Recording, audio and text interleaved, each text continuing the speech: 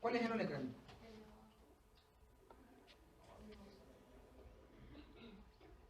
Vamos a ir repasando a la medida que pasemos estos son conceptos generales en todo caso, pero cuando pasemos la materia relacionada con óseo, con todo lo que sé yo, vamos a pasar anatomía radiográfica también. Es importante aprenderse la radiografía, o sea, la anatomía. La anatomía nos va a seguir toda la vida. Si quieres ser cirujano, si quieres ser caballólogo, vacólogo, perrólogo, gatólogo, lo que sea. La anatomía los va a seguir toda la vida. Es un maldito ramo de segundo, tercero que los va a seguir toda la vida, aunque uno le haya pasado así. ¿Ya? Eso es un codo de perro. Por ahora lo importante es que se grabe la imagen nomás. Eso es el húmero, con sus dos cóndilos que están muy bien sobrepuestos en la imagen. Recuerden que la radiografía es una imagen bidimensional de algo que es tridimensional. Entonces, si yo los dejo bien posicionados, los cóndilos femorales... Uy, tengo un pulso. Soy así, pero el café me hizo cuando están bien posicionados, los dos cóndilos se logran ver así, bien sobrepuestos. Si está oblicua, se van a lograr separar los dos. ¿Ya? Eso es el radio, perdón, eso es el radio. ¿Cuál es el otro hueso que acompaña el radio? La U. ¿Ya? Dentro de la anatomía radiográfica del codo existen los cóndilos, la escotadura semilunar, el olecranon está aquí. Ese es el olecranon. Acá hay una cosita en el codo muy importante en la UNE que es el proceso coronoide. Pero ahí lo vamos a seguir viendo después cuando veamos eso. Acá, ¿qué es lo que importa? Normalmente una de las cosas importantes de determinar es que la densidad radiográfica está determinada por el espesor del tejido que yo voy a atravesar y por la densidad del tejido que voy a atravesar. El radio es todo ese hueso, el número es todo ese hueso, pero a pesar de todo eso es el hueso y la mina también. Igual hay zonas que se ven más negras, hay zonas que se ven más blancas. ¿Y eso por qué está determinado? Porque el hueso tiene un canal medular y tiene corticales. Y además hay hueso que está sobrepuesto sobre hueso acá. Acá yo estoy atravesando una superficie mucho más ancha que acá, a pesar de que sea hueso. ¿Ya? A eso se refiere también con que hay densidades absolutas y relativas. La densidad absoluta del hueso es blanca, que se considera como un concepto como densidad de hueso, como concepto general. Pero dentro de un hueso o dentro de un tejido blando, que acá no se ve, en el computador sí, existe acá músculo, tendones, cápsula articular. ¿Ya? ¿Les sirve esa placa? No. Acá está sobre exagerado con la luz que tenemos y la contaminación lumínica que tenemos. Pero eso es una sobreexposición. Ahí yo me fui al chancho y le puse mucho KBP, me emocioné, o mucho MA y quedó así. Acá, si se dan cuenta, lo blanco es muy blanco y lo negro es muy negro. El problema es que aquí se comió hasta el corazón y el esternón y las costillas. Esa radiación esa placa está sobreexpuesta. ¿Cuál es la ventaja digital? Yo igual puedo ventanear, se llama, por la ventana de imagen para poder lograr sacar algo de información. Si la falla de la técnica es grosera, no va a devolver nada igual. O si está mal posicionado el paciente, no vas a hacer un buen diagnóstico. Entonces la radiología digital te salva de algo, sí, pero no de todo. No quita que ustedes pongan mal un paciente para tomar una placa radiográfica. ¿Ya? En una placa análoga, esta cuestión se la tiro por la cabeza, compadre. Entonces esa es una desventaja de la radiografía análoga. Esa es una técnica comparativa, por ejemplo. Esa es una buena placa. Normalmente lo que uno se preocupa en el tórax es generar una buena escala de grises, donde yo puedo determinar que hay una silueta cardíaca bien definida, un paquete mediastinal anterior bien definido, ahí yo puedo ver la aorta, puedo ver la cava, los pilares del diafragma, el esternón, las costillas y los cuerpos vertebrales. Tráquea. Ahí ya pasamos algo de anatomía radiográfica. ¿Qué es lo que se ve al medio del tórax? ¿Qué se ve blanco? Normalmente uno habla de silueta cardíaca, porque uno ve una sombra del corazón, no ves el corazón como tal. Pero, y ahí el compadre le faltó potencia. O la máquina no se la pudo. Trató la persona que la tomó trató de hacer lo mejor que pudo. ¿O le faltó? ¿Ya? Donde técnicamente yo debería ser capaz de ver lo mismo, Pero mira, ¿cómo evalúo esa tráquea? No puedo. ¿Cómo puedo evaluar los cuerpos vertebrales? No puedo. ¿Cómo puedo evaluar el parénquima pulmonar? No puedo. También se le tiró por la cabeza. ¿Ya? ¿Se dan cuenta las diferencias? Ya. Eso yo lo regulo con la técnica. ¿Qué es el contraste radiográfico? Es la diferencia de estructuras, o sea, la diferencia de densidades entre estructuras adyacentes, y ahí se generan estos dos conceptos que yo decía: la escala de contraste y la escala de grises. Esa técnica, esa placa radiográfica, ¿qué podría tener? Mira, normalmente la escala de contraste dice relación con la capacidad que yo pueda distinguir toda una gama de grises entre el negro y el blanco absoluto, y el contraste es qué tan blanco, qué tan negra se ve. ¿Qué le falta o qué tiene esa placa? ¿Qué le faltaría? ¿Perdón? ¿Qué le falta? Contraste, ¿cierto? ¿Segura? ¿No? A esa radiografía lo que le falta es una escala de grises. No le falta contraste porque yo veo muy bien el negro y veo muy bien el blanco. ¿Y esa placa? Esa placa técnicamente está bien tomada. Esa placa sí tiene una buena escala de grises. Yo puedo ver negros con un buen contraste, puedo diferenciar tejido hepático, que es eso de ahí que parece aleta de tiburón. Al principio imagínense, después van a verlo así. Eso es el vaso, eso es silueta de vejiga, eso es riñón, todo eso, chorizos negritos entre medio, chunchunes son intestinos, cuerpos vertebrales, procesos dorsales, canal medular, costilla, diafragma. ¿Ya? Eso es un gato gordito que lo más probable es que le faltó MA para tener una mejor escala de contraste. ¿Ya? Lo que pasa es que la escala de grises también se le dice escala de contraste. Y esos son las escalas, o como concepto general, pregunta de prueba de lo que se dice que es una escala de contrastes. Son 5 escalas, son 5 tipos de grises que se pueden ver, o perdón, es que no son colores. Todos, muy bien. Sí. La escala de contraste que existe en la descripción de los tejidos blandos son 5. Está la escala, o sea, está la densidad de gas, que es el negro absoluto, que está asociado normalmente a aire o a medios de contraste negativos, como aire que se puede inyectar en vejiga, por ejemplo, para poder contrastarla, o cuando el paciente está con aerofagia y traga aire. Lo que le sigue en densidad radiográfica es la densidad de grasa, que es todo el tejido graso.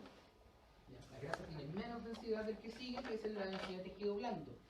La densidad de tejido blando o de líquido o de fluido, normalmente se le dice densidad de tejido o de fluido, porque técnicamente yo no puedo discriminar si es líquido lo que estoy viendo, algo líquido, o algún órgano sólido que tenga densidad de tejido. Y la densidad de tejido es todo lo que es órgano: hígado, vaso, riñones, vejiga, que si bien no es un órgano sólido, tiene líquido, y todo se ve más o menos homogéneo con esa densidad. ¿Ya? La densidad de grasa sería, por ejemplo, ese triángulo pequeño que se forma ahí, es una densidad menor. ¿Ya? Después de eso viene la densidad de hueso, que es un blanco no tan blanco, un blanco que no es absoluto, porque muchas veces permite parte del paso de la radiación, y el blanco absoluto es la densidad de metal. Los implantes metálicos, ¿se acuerdan de la placa radiográfica de la semana pasada? Los implantes metálicos se ven así, blancos. Impiden completamente el paso de la radiación. ¿Ya? Esta escala, una de las cosas importantes que hay que entender, que hay otro factor que influye también en la densidad que yo pueda ver. No es lo mismo que yo atraviese un un hígado, por ejemplo, de 10 centímetros de espesor, de ancho, a que yo atraviese un hígado de 20 centímetros de un perro más grande. ¿Ya? Técnicamente yo podría ser capaz de equiparar la misma densidad con mayor espesor. ¿Se entiende eso? ¿Sí? ¿Sí? Hay tejidos más densos, hay tejidos que no son tan densos. Por ejemplo, si yo pongo, no sé, por inventarte un valor, 20 centímetros de grasa que yo quiero atravesar, se va a ver a lo mejor igual que 2 centímetros de tejido blando. Porque el rayo igual la va a costar atravesar y se va a ver más blanco de lo que debería haber sido. ¿Se entiende? El espesor del tejido también influye en la densidad final que va a tener. Eso sería una escala de contraste o escala de Gissel. Densidad de aire, densidad de grasa, densidad de líquido o tejido, densidad de hueso y densidad de metal. ¿Ya? ¿Qué es lo importante para poder obtener la mayor cantidad de información posible de una radiografía? Primero, tener una buena imagen o buena calidad radiográfica. Eso significa que sea diagnóstica. Yo lo primero que tengo que hacer cuando voy a empezar a ver radiografías es poner la placa y fijarme si está bien tomada o si es correcta como para diagnóstico. Antes de ver la fractura, el tumor, lo que sea, la hernia diafragmática, la ruptura de lo que sea, primero tengo que ver si la placa es diagnóstica. Si uno quiere ser estricto en el diagnóstico radiográfico, si hay una placa mal tomada, tómala de nuevo. No es lo ideal porque está exponiendo de más. Recuerden que hay que tener el menor tiempo de exposición posible. Pero por eso es importante preocuparse de todas las condiciones ideales antes de tomar una radiografía. ¿Ya? Otra cosa importante es observar las imágenes en condiciones adecuadas. ¿Eso qué significa? Yo no puedo ver una radiografía con esta luz así, a contraluz. ¿Ya? Porque hay contaminación lumínica. Normalmente las salas de diagnóstico son oscuras, para que no interfieran en la pantalla y te encandilen. La contaminación lumínica es bastante importante, tanto en ecografía como en radiología. Yo hago más ecografía durante mis días de trabajo y se nota mucho la diferencia en la pantalla que yo estoy viendo cuando el colega se preocupa y me dice, ¿le apago la luz? O es un lugar oscuro, a estar haciéndolo en el patio con el perro en el suelo en el patio. Influye mucho en la técnica, en la capacidad de ver que uno puede tener. A veces uno puede parecer exagerado, pero muchas veces, o sea, lo correcto es que si yo tengo un negatoscopio, si me encuentro con un negatoscopio que son en las cajitas con luz para poder ver las placas análogas, lo ideal es oscurecer todo el resto de lo que yo no estoy viendo, de la placa radiográfica. Muchas veces hay negatos que son súper grandes y uno pone una placa y es tanta la luz alrededor que te sale que te contamina la imagen. Y eso hace que tú pierdas capacidad diagnóstica. ¿Ya? En radiología también análoga, antes una de las técnicas que se utilizaba era utilizar puntos focales de luz. ¿Ya? En que normalmente, por ejemplo, cuando yo quería ver pequeñas estructuras dentro de una placa radiográfica, lo que hacía era poner una luz que fuera diagnóstica por detrás, pero como una lámpara, solamente para enfocarte en el lugar que querías evaluar. Esto en estos casos en la pantalla ya no es necesario, pero también esa es una forma de poder focalizar la luz y concentrar la vista en el lugar específico para que no tener interferencia en el diagnóstico. ¿Ya? Externas, se podría decir, que esté bien tomada la placa, que esté bien posicionada el paciente y que además tenga unas condiciones adecuadas para poder hacer el diagnóstico.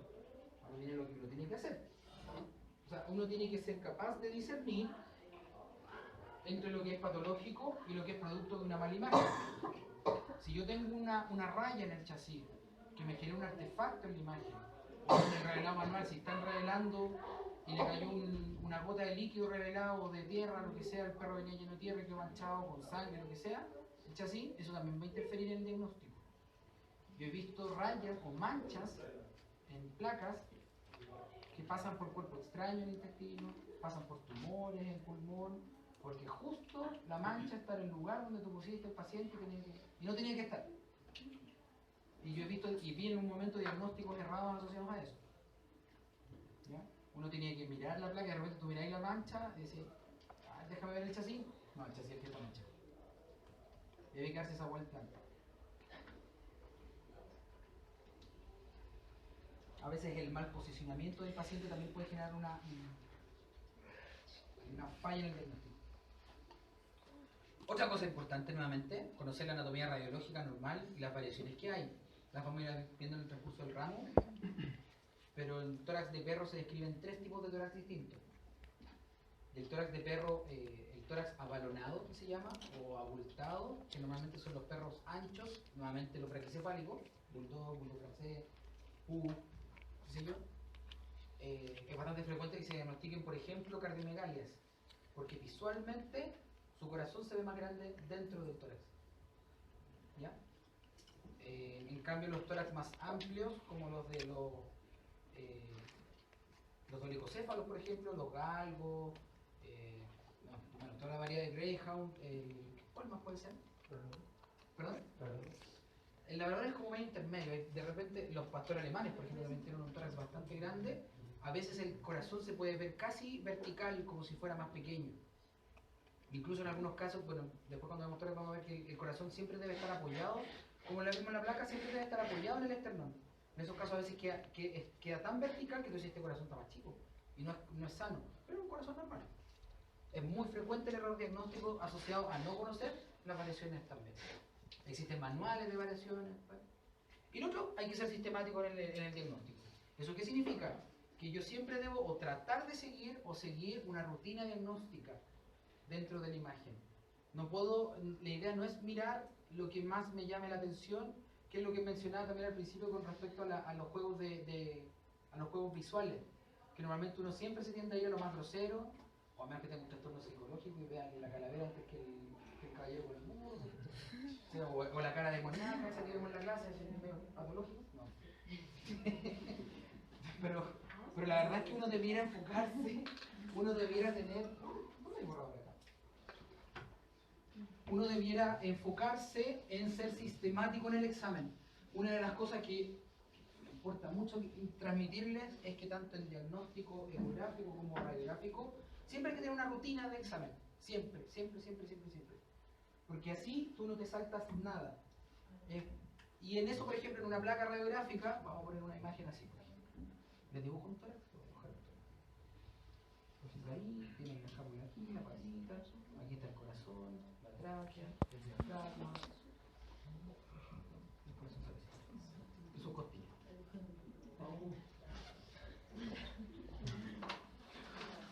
Lo voy a hacer dibujar, avisado, lo voy a hacer dibujar. Hay distintas formas de ver las radiografías. Normalmente la que yo ocupo es por sistema. Por ejemplo, en un tórax yo lo primero que veo son los huesos. Entonces evalúo la columna, el esternón, las costillas. Después de eso, y bueno, técnicamente no tiene que ver toda la placa, entonces igual también ves la extremidad, por ejemplo, o la columna hacia acá, qué sé yo. Después veo los tejidos blandos, o sea, todo el tejido que está subcutáneo, el tejido de acá, la línea diafragmática, los recesos craneales, qué sé yo. Después me voy al campo pulmonar, entonces veo la tráquea y me preocupo del campo pulmonar. Y después termino viendo el corazón. Porque además el corazón normalmente técnicamente se pueden hacer medidas. Pero en general lo que uno hace, lo importante es que sean ordenados y que no se les pase nada. Y que no por ver una hernia diafragmática con un hígado acá adentro, un corazón, qué sé yo, perdido, que tiene toda la que tú dices, ¡ah, tremenda hernia! Y te olvidaste de la fractura de la pata, te olvidaste de todo, ¿ya? Hay otra técnica en que uno hace esto. Uno mira así, así, así, así, y va bajando en forma sistemática. Y hay otra, por ejemplo, en que algunos parten desde el centro y van mirando hacia afuera. O al revés. El tema es que ustedes tengan su orden de trabajo para poder ver una radiografía completa. En ecografía, que también lo vamos a ver después, en general uno lo que hace acá en Chile, o bueno, en muchas partes, sobre todo acá en Sudamérica, uno tiende a hacer el examen ecográfico desde ventral hacia craneal, pero en el sentido contrario a la aguja del reloj. Entonces yo siempre pongo al paciente de espalda, bueno, casi siempre, de espalda y veo vejiga, colon, riñón izquierdo, adrenal, vaso, hígado, riñón derecho, páncreas, adrenal derecha, gastrointestinal. Y siempre lo mismo, siempre lo mismo. Si el bicho, antes me pasaba que, también eso uno lo va adquiriendo con la experiencia, pero antes me pasaba que si al bicho, por ejemplo, lo ponían de lado, yo así como que, no, pongámoslo de espalda. Pero después voy agarrando experiencia de lo mismo, lo ponía de espalda, o sea, de la izquierda o derecha lo mismo. Y ahora soy capaz de, creo que sí, soy capaz de hacer el diagnóstico al revés. Pero hago el mismo algoritmo. O sea, si el paciente es grande, por ejemplo, está mal y está tirado de cúbito izquierdo y parto por el lado derecho, haciendo la ecografía, hago lo mismo. Vejiga, riñón derecho, adrenal derecha, páncreas, hígado, y doy la otra vuelta. Pero si yo me voy al diagnóstico y veo la vejiga, por ejemplo, en el FAST también, en la ecografía de urgencia, también existe un orden para poder ver los puntos que hay líquidos. Entonces, si yo voy y digo, oh, tiene una hernia diafragmática, O si ves algo grosero, un cuerpo extraño, está obstruido, el perro, no sé qué, pero te olvidaste de evaluar todos los otros órganos, estás fallando en tu diagnóstico. Así que, ser sistemático, eso es muy importante. Parte de, bueno, todo lo que hemos hablado está relacionado con plantear correctamente el tipo de examen, o sea, el objetivo que es diagnosticar los rendimientos y conocer, o sea, eso dice relación con la capacidad que yo tengo, que sé, que tiene mi equipo radiográfico, mi técnica de revelado, en las condiciones en que puedo ver la imagen, y las limitaciones van relacionadas con lo mismo. ¿Ya? Otro punto importante es la preparación del paciente. ¿Ya? Para poder hacer una correcta evaluación radiográfica, yo necesito muchas veces contar con que el paciente esté en ayuno, sobre todo en las radiografías de abdomen, que cada vez están en franco retroceso, porque obviamente la ecografía la ha ganado terreno. Uno normalmente en pequeños animales tiende a preferir hacer primero una ecografía abdominal antes que una radiografía. Pero si la ecografía, la mayoría de los servicios son externos, que funciona así. O sea, yo me vuelvo a Santiago, y así funcionamos en la gran mayoría de los colegas, que hace ecografía. ¿Y qué pasa si el perro necesita urgente una ecografía? Y yo no estoy disponible y no tiene a nadie más en Santiago disponible. Porque a todos se nos ocurre el Congreso Social. De hecho pasa, ha pasado. Un tiempo, por ejemplo, en Concepción, yo tenía identificado 2 o 3 colegas que hacen diagnóstico ecográfico. Así que los llaman y son reconocidos, los ubican. En La Serena habían 2, en Antofagasta había 1, y en Santiago éramos, no sé cuántos, 20. Y uno de los primeros años que nos empezó a ir bastante bien con los congresos, con los expositores que traíamos, dejamos pelado La Serena, Concepción, Antofagasta y Santiago. Y el que no estaba ahí, se cachaba que no estaba y decíamos, pero ¿cómo no vino al congreso? Y son 2 o 3 días. Y se vuelven monos en la clínica. ¿Cachai? Entonces, ¿qué puedo hacer con eso? Por ejemplo, bueno, eso va también relacionado con las limitaciones. ¿Qué puedo hacer con eso? No olvidar que existen las radiografías para poder evaluar diagnóstico.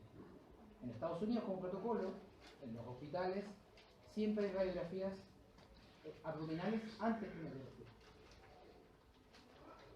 Hay otros alcances. La radiografía es más barata, el diagnóstico radiográfico es más barato que el ecográfico. Tener un profesional colegiado americano especialista en radiología es más caro haciendo la eco que mandando a hacerla por computador para que me diagnostiquen en una pantalla. Entonces hay unas limitaciones también asociadas. Entonces, ¿qué hacen primero? Toman la radiografía, son más baratas, efectivamente. Y sacan mucha más información que nosotros de la radiografía. Y eso también está asociado a la técnica radiográfica, a los equipos que ocupan, a los estándares del revelado, todas las otras limitaciones previas que tenemos. Otra cosa importante es que esté limpio de impurezas el perro. No es lo mismo que venga, nosotros cuando vamos a tomar los exámenes normalmente vamos bañaditos. A veces nos llegan perros o gatos llenos de tierra, con el pelo pegado con barro, y el barro es denso radiográficamente, interfiere en el diagnóstico, el pelo mojado también. ¿Ya? Y otra cosa importante, siempre recomendable, sacar elementos externos, como collares, arneses. Obviamente si tenéis que usarlo, tenéis que usarlo, pero ¿ya? Y dentro del estudio radiográfico siempre entiendan el concepto de que mínimo son 2 vistas perpendiculares entre sí. Mínimo. Eso es un estudio radiográfico. Ya está en franco retroceso o ya no existe el tomar la radiografía. Todos los conceptos asociados a eso, relacionados sobre todo con abaratar costos para el dueño, es incorrecto. Se los digo a ustedes en pregrado, sí. No se lo puedo decir a unos colegas que uno se los dice de otra forma. ¿Sí? Acostúmbrate a...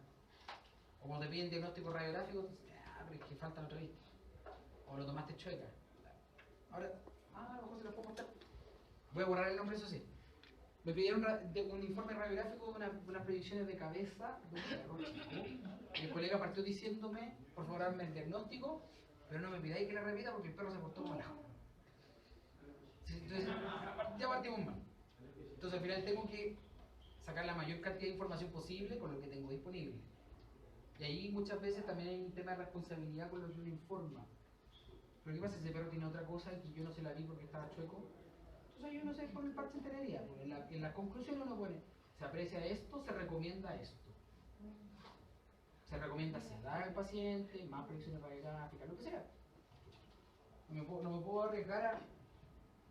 Antes daba lo mismo, pero ahora técnicamente no me puedo arriesgar a decir algo porque las redes sociales, las funas, las demás demandas van aumentando.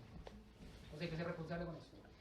Pero como insisto, mínimo se recomiendan 2 vistas perpendiculares entre sí. Acostúmbrense a eso, a pedirlo en las órdenes radiográficas y a solicitarlo y a cobrarlo o a solicitarlo cuando ustedes las vayan a tomar o las vayan a cobrar. Eso ya no existe el concepto, o sea, está en desuso el concepto de cobrar por placa radiográfica. Lo ideal es cobrar por estudio. Y no pasa nada, la gente lo paga y lo va a entender. A veces llegaban órdenes donde yo trabajaba y me decía la orden, por ejemplo, se solicita vista lateral derecha de tórax. ¿Cuánto vale? 30.000 pesos. Pero qué cara, sí, porque nosotros tomamos estudios radiográficos, son 2 o 3 vistas.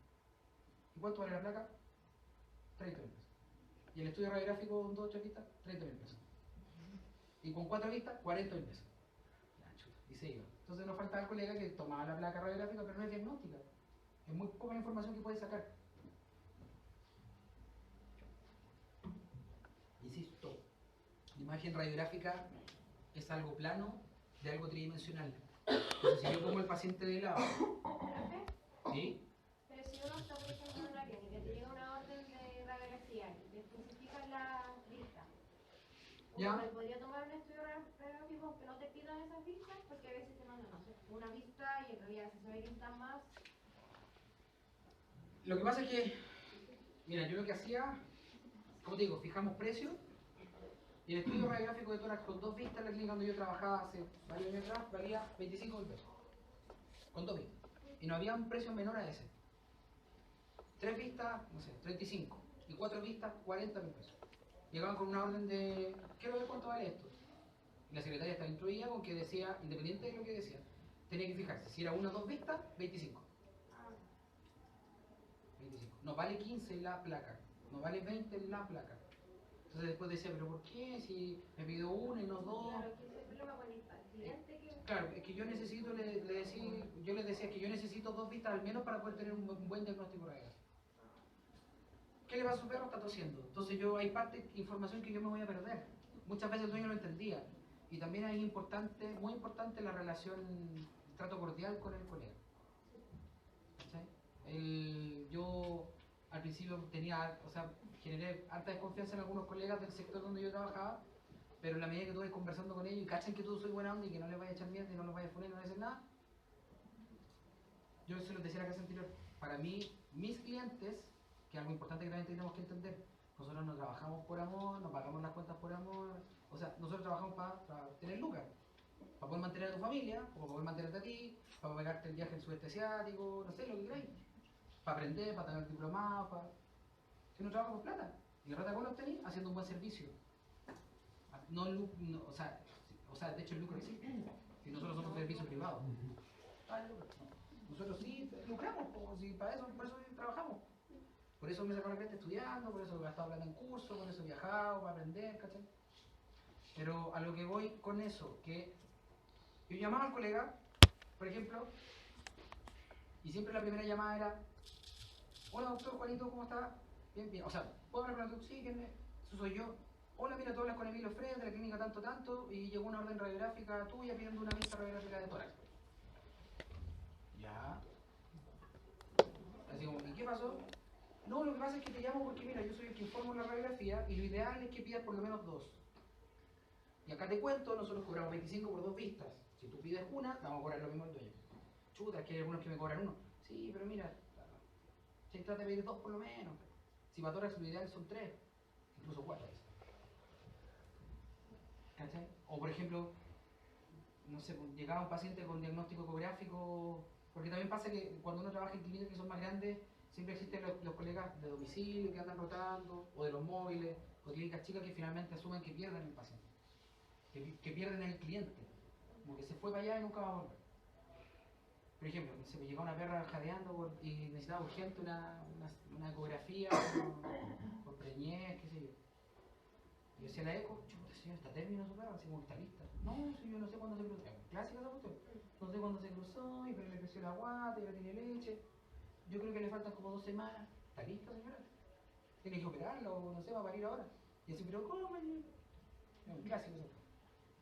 Entonces al final yo lo que hacía, por ejemplo, chuta, ¿y qué va a hacer? Oye, ¿cuánto vale el cesárea aquí? Yo después me lo voy a pasear porque como trabajaba con más clínicas, con más colegas en la clínica, yo le decía, no, porque yo no lo puedo atender. Ah, es que usted me cayó simpático, usted me trata bien, el otro me trata, lo que sea.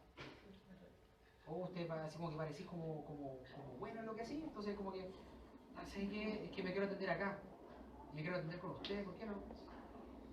Si quiero quitar al cliente, dale. Y le da el presupuesto, todo lo que quiera. No, pues señora, si yo no puedo. Usted ya murió para mí como cliente. ¿Pero por qué?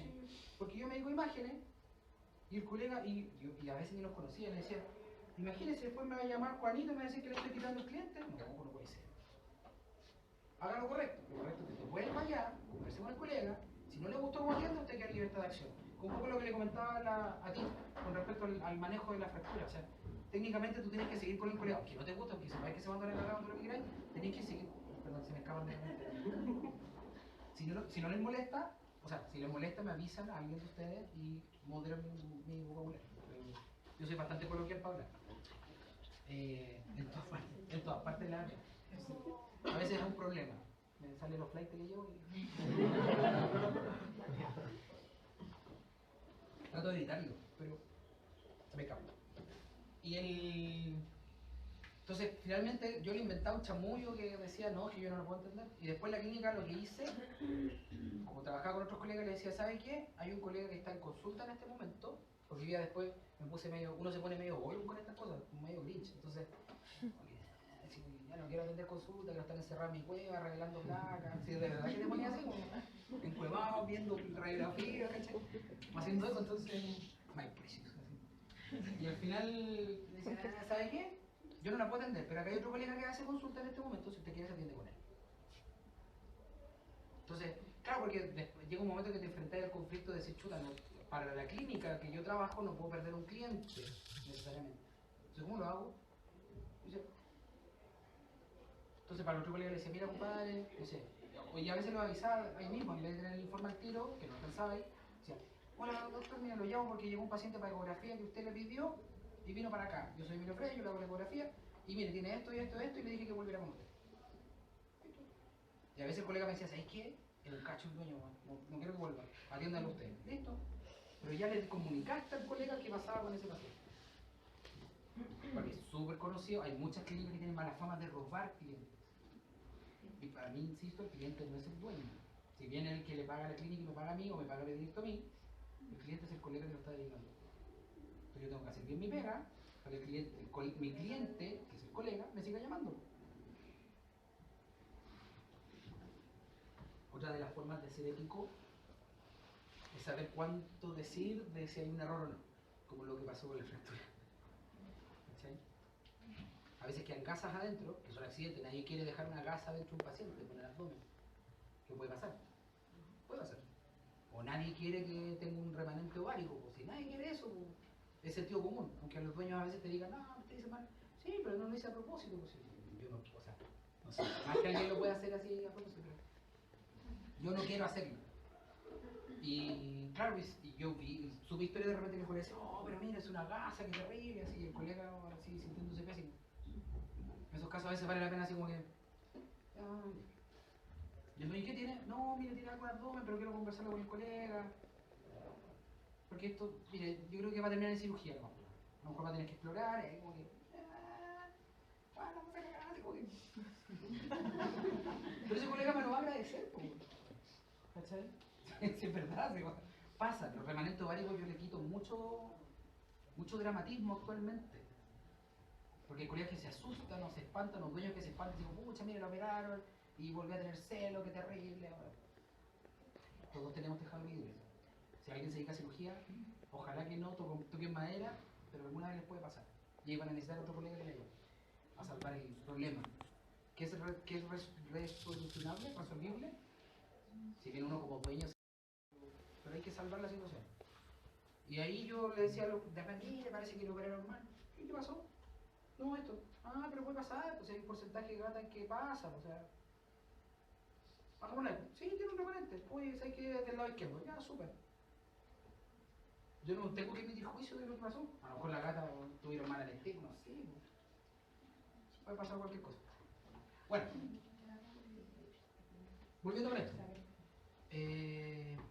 Yo en la vista radiográfica, en esa posición, yo lo que evalúo en tórax normalmente es el pulmón independiente de gravedad. Es esta área. Hay estudios tomográficos que lo demuestran. Está ultra archi comprobado que si yo tomo una vista lateral, por ejemplo, ¿qué sería? Derecha, sí, izquierda, voy a aumentar ese lado. Esta placa radiográfica que yo voy a tener acá va a estar evaluando el campo pulmonar izquierdo, porque es el que se insufla mejor. En cambio debido a la gravedad, se colapsa, impide una correcta visualización. ¿Qué es lo que ocurre en la cirugía? Los colapsos pulmonares por decúbito. Por eso el paciente que está en terapia de sueño es importante voltearlo, para que ese pulmón se expanda. ¿Ya? Entonces, si yo a este bicho lo doy vuelta, ¿cierto? Y le tomo la otra vista, voy a estar evaluando, a ojos de nosotros, la misma cuestión. Porque son re parecidas. Pero voy a estar evaluando este campo pulmonar. Y no la izquierda. ¿Ya? Entonces, ¿es importante la radiografía de las 4 vistas en tórax? Sí, es importante. ¿Una vista que me permite evaluar? Solo eso. Entonces, si justo tiene un tumor acá, porque están evaluando metástasis, de hecho la indicación para metástasis pulmonar son las 4 vistas. Si tiene justo un tumor en este pulmón, en el derecho, capaz que en esta lista yo no la veo. Porque como aumenta la densidad pulmonar, o sea, la densidad del tejido pulmonar de ese lado, se va a tender a asimilar a un tejido blando como un tumor. Y se va a ocultar la imagen. En cambio, en este lado, como ese pulmón se expande mejor, mejora el contraste natural. El pulmón tiene más aire, se expande, y lo que es tejido, como un tumor, se va a lograr visualizar. ¿Ya? Así que es importante tener el concepto de estudio radiográfico. Y técnicamente, mínimo son 2, pero son la cantidad necesaria para tener un buen diagnóstico. En codo, para hacer una buena evaluación, deberían ser de displasia de codo. La recomendación son la craneocaudal, la oblicua, la medio lateral, en extensión inflectada. Son como 5 disponibles. Porque tú vas evaluando el bicho así, todo lo que puedas de esa articulación. No, pues, la técnica indicada ahora es una tomografía. Le hacía un escáner y listo. Pero escáner, que anestesia, ¿ya? Mismo codo. No, el mismo codo. Pero ¿se acuerdan de la otra imagen que ven ahí alterado? ¿Ven alguna diferencia?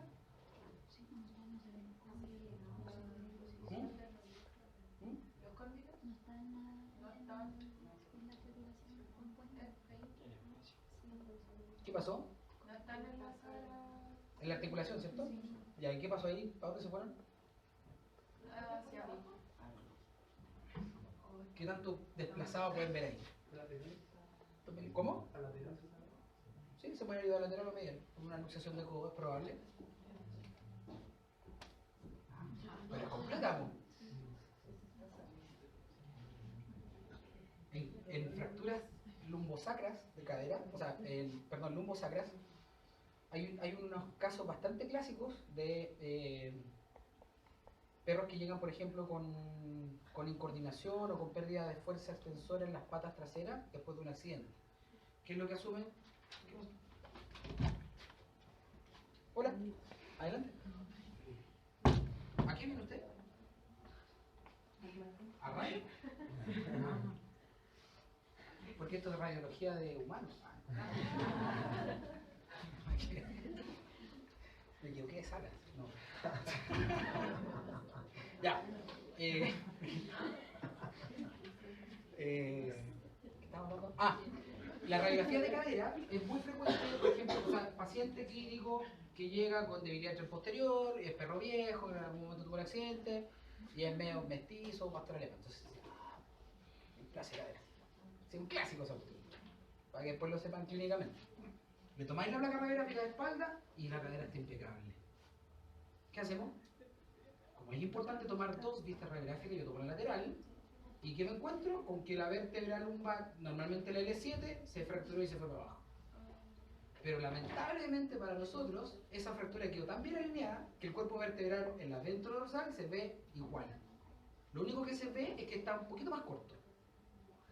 Y eso es, o sea, Lo voy a buscar en algún momento en la clase y lo voy a empezar a mostrar. Porque la verdad es que todo ese, como pensé que displasia Kyrie no tiene, entonces, no sé, hay que tomar por lo menos 2 vistas. En esos casos normalmente de hueso, con 2 vistas más que suficiente la mayoría de las veces. ¿Ya? Ahí no se ve lo grosera que es la luxación. A veces son parciales y a veces este cóndilo puede quedar sobrepuesto al codo y es solamente una subluxación, se considera.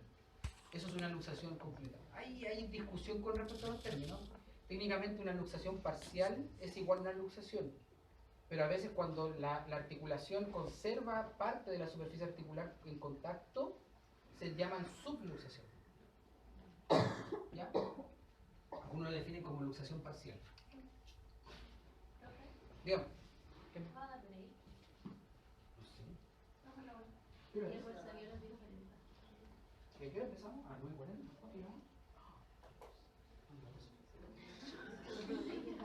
Ya, perdió. Ya se la desmayaron. Vamos a aclarar unas cosas. No.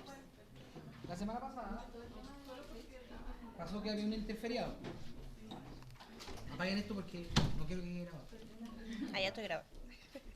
Y se me acercaron algunos compañeros para comentarme efectivamente que se había generado una confusión porque yo vine a clases y no les informé que venía. Técnicamente no era feriado, pero yo les planteé la vez anterior que yo quería tomarme los feriados, pero no pude.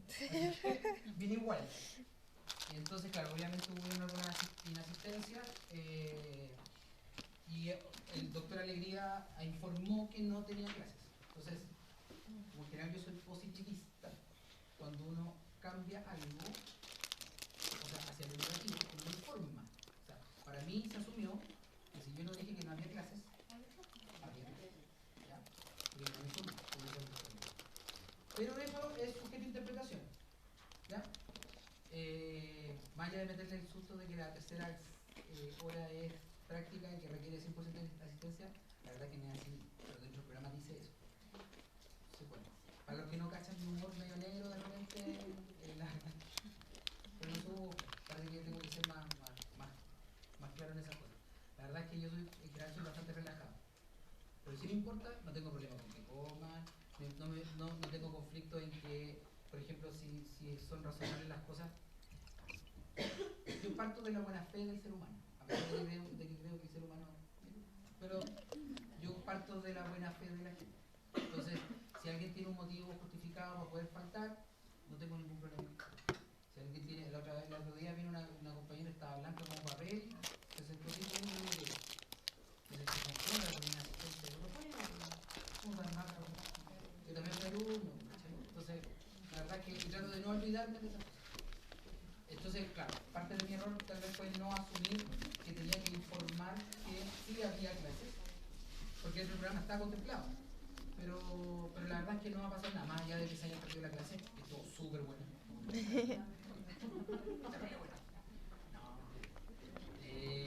Más allá de asumir eso como error, la verdad es que, claro, también tengo que entender, de hecho, bueno, la información de las pruebas, que fue lo que transmití ahora a ustedes, tengo que subirlo, mandárselos como aviso para poder ratificar las fechas.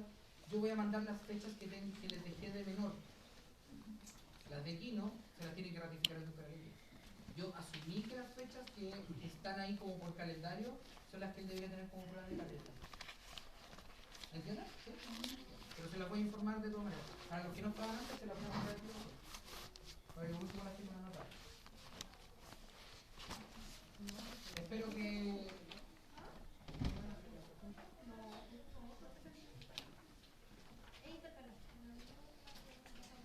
Esas son las fechas propuestas.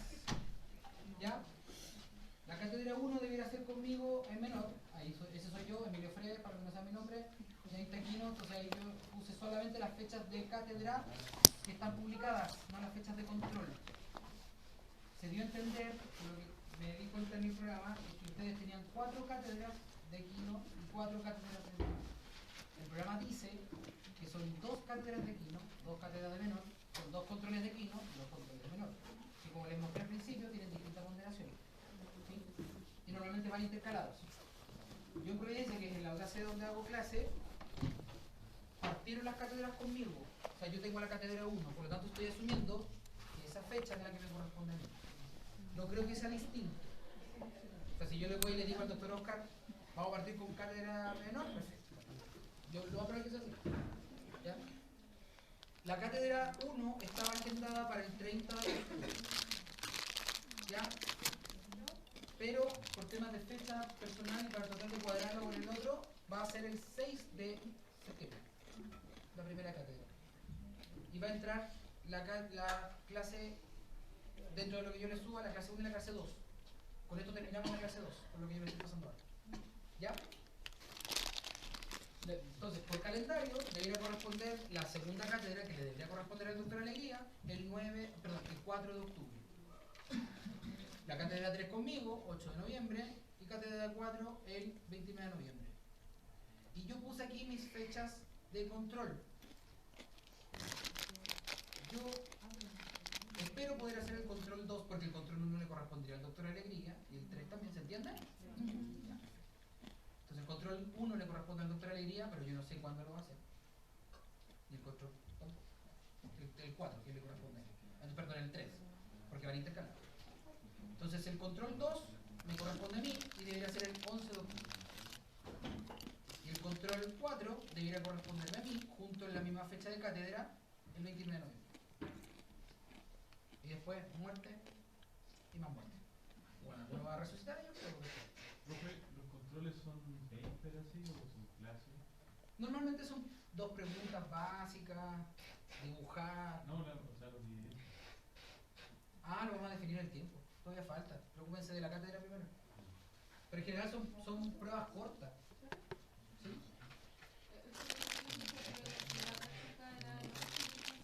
Lo más probable es que por calendario sea el 8 y el 15, pero ustedes saben que las cosas se corren, ¿verdad? Puede que sea el 15 y el 22. Pero normalmente es en noviembre la actividad práctica. Casi siempre antes de las últimas pruebas y antes del examen. Lo digo por la práctica del instituto para. ¿Cuál? No se había dicho que fuera el 8 de noviembre, no lo cambiaran. Lo más probable es que sea el 15 y el 22. Lo más probable es que sea el 15 y el 22. Yo creo que sí. Yo pondría el práctico el 15 y el 22. Pero también ese práctico normalmente se hace en Talagante y acá nosotros tenemos el rango el mismo, o sea, en un día las 2 áreas. Entonces, cuando ha pasado eso, normalmente el doctor Alegría hace su práctico, o sea, el mismo día hace el práctico de los 2. O sea, se van todo el día para allá. Si les gusta parrillar, pues parrillar. Total, yo llego temprano. Ustedes después de la tarde quizás puedan tener por práctica. Pero, eso, ¿ya? ¿Alguna duda? Le agradezco sus comentarios. Eso es una